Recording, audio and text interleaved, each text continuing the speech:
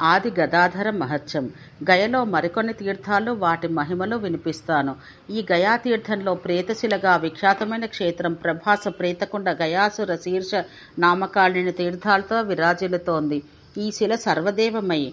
దీన్ని సవ్యంగా యమధర్మరాజే ఐశ్వర్యప్రాప్తి కోసం ధరించాడని విన్నాను. మానవుని మిత్రబంధు బాంధవుల్లో ఎవరికైనా ప్రేతయోని ప్రాప్తిస్తే అతడి ప్రేతశిలలో కర్మకాండ జరిపితే వారికి అతనికి కూడా గొప్ప శుభాలు కలుగుతాయి. ఇక పితృజనులకి ఇది మరింత శుభదాయకం.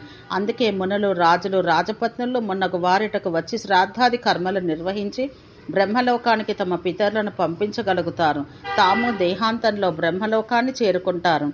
గయాసుర మండపానికి వెనుక ఉన్న శిలకు ముండపృష్ఠగిరి అని పేరు. ఇది సర్వదేవమయం. దీని పాద ప్రాంతంలో బ్రహ్మ సరోవరాది అనేక తీర్థాలున్నాయి. వాటిలో అరవిందమను తీర్థం ఒకటి. దానివల్ల ఆ పర్వతంలో ఒక ప్రాంతానికి అరవిందగిరి అనే నామం ఏర్పడింది. అక్కడ క్రౌంచ పక్షుల పాదాల గుర్తులుంటాయి. ఆ పర్వత భాగాన్ని క్రౌంచ పాదగిరి అంటారు. శ్రాద్ధాది కర్మల ద్వారా పితరులకు బ్రహ్మలోకం ప్రాప్తింపచేసే ప్రాంతం ఇది. ఆది కాలము నుండే విష్ణు భగవానుడు ఇక్కడ అవ్యక్త రూపంలోనూ గదాధర శిల రూపంలోనూ నెలకొన్నాడు. అందుకే ఆ శిల సర్వదేవమయం అని చెప్పబడుతోంది. మత్స్య కూర్మాది విష్ణువు అవతార రూపాలకున్న ప్రాశస్త్యమే ఇక్కడి గదాధర రూపానికి ఉంది. ఆది కాలం నుండే గదాధర రూపుడైన శ్రీ మహావిష్ణువు బ్రహ్మాది దేవతల పూజలు అందుకుంటున్నాడు. కాబట్టి మానవులంతా ఇక్కడికి వచ్చి ఆగి అర్ఘ్యపాద్య పుష్పాదిక ఉపహారాలతో ఆ స్వామిని పూజించాలి.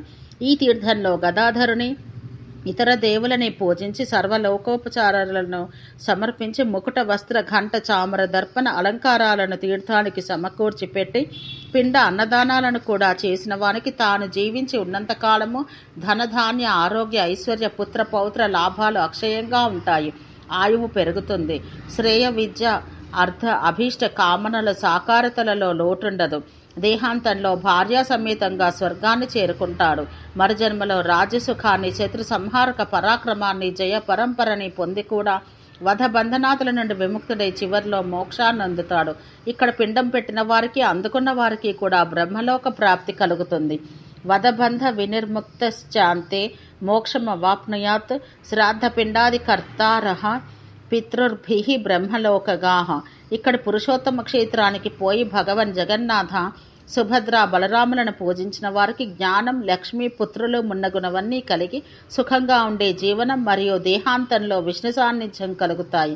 అలాగే పురుషోత్తముడను పేరు ఇక్కడ వెలిసిన జగన్నాథుని సమక్షంలోనూ, సూర్యదేవు, విఘ్నేశ్వర్ల సమక్షంలోనూ పితరులకు పిండదానాదులు నిర్వర్తించిన వారికి బ్రహ్మలోక నివాసం లభిస్తుంది. ఈ క్షేత్రంలో వినాయకుని కపర్ధి నామంతో వేంచేసి ఉన్న పరమశివుని నమస్కారంతో పూజించిన వానికి అన్ని విఘ్నాలు తొలగిపోతాయి. ఇక్కడే వెలిసిన కార్తికేయ భగవానుని పూజించిన వారికి బ్రహ్మలోకం ప్రాప్తిస్తుంది. ద్వాదశ నామాలతో సూర్యదేవుని పూజించిన వారు సర్వరోగ ముక్తులవుతారు. వైశ్వానర భగవానుడైన అగ్నిదేవుని విధివత్తుగా పూజించి ఉత్తమ కాంతిని పొందడానికి, రేవంతిని ఆరాధించి ఉత్తమ అశ్వాలను సంపాదించడానికి, ఇంద్రదేవులను ఆరాధించి మహాగొప్ప ఐశ్వర్యాన్ని పొందడానికి, గౌరీదేవికి పూజలు చేసి అతులిత సౌభాగ్యాన్ని అందడానికి, సరస్వతమ్మను పూజించి విద్యను, లక్ష్మీదేవిని పూజించి సర్వ సంపదలను ఈ ఒక్క క్షేత్రంలోనే పొందవచ్చు. ఈ పురాణాధిపతి అయిన గరుత్మంతుని ఈ తీర్థంలో పూజించిన వారికి అన్ని విఘ్నాలు ఎగిరిపోగా బలము, వేగము వస్తాయి. ఈ క్షేత్రపాలకుని పూజిస్తే గ్రహ సమూహాల దోషాలు పోతాయి. ముండపృష్ఠమును పూజించిన వారికి అన్ని అభిలాషలు నెరవేరుతాయి. ఇక్కడ అష్టనాగదేవులను అర్చించిన వారిని పాము కాటు బాధించదు. ఇక్కడ బ్రహ్మదేవుని పూజించి బ్రహ్మలోక ప్రాప్తి పొందవచ్చు.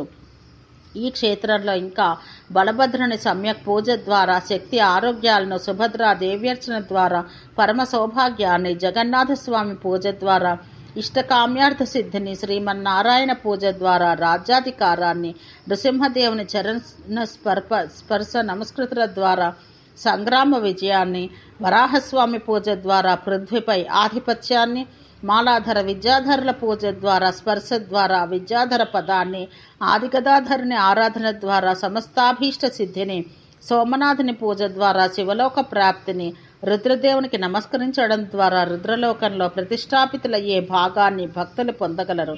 ఈ గయాక్షేత్రంలో వెలిసిన ఆది గదాధర స్వామి మహిమలు వర్ణించడం సామాన్యులకు అసాధ్యం. రామేశ్వర, కాళేశ్వర, బ్రహ్మేశ్వర, కేదారనాథ, సిద్ధేశ్వర రూపాలలో పరమేశ్వరుడే ఇక్కడ వెలిసి భక్తులకు అన్ని ఇస్తూ తాను మాత్రం ఆదిగదాధర్ని దర్శించుకుంటూ ఉంటాడు. రుద్రునితో పాటు ఆదిగదాధర్ని ఒకే రోజు దర్శించిన వారికి బ్రహ్మలోకం ప్రాప్తించడమే గాక వారి వంశాల్లో 100 తరాలు ఉద్ధరించబడతాయి. గదాధర భగవానుని పూజించిన ధర్మార్థికి ధర్మం, ధనార్థికి ధనం, కామార్థికి కామం, మోక్షార్థికి మోక్షం అలవోకగా దొరుకుతాయి. అలాగే స్త్రీ పురుషులకు సౌభాగ్య పుత్రాదులు కూడా. గదాధర మహత్యం ఇంకా ఇలా చెప్పబడింది.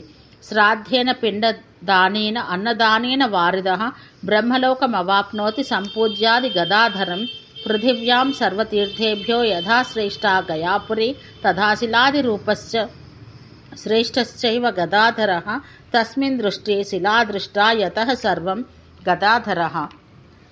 ఓం శాంతి శాంతి శాంతి.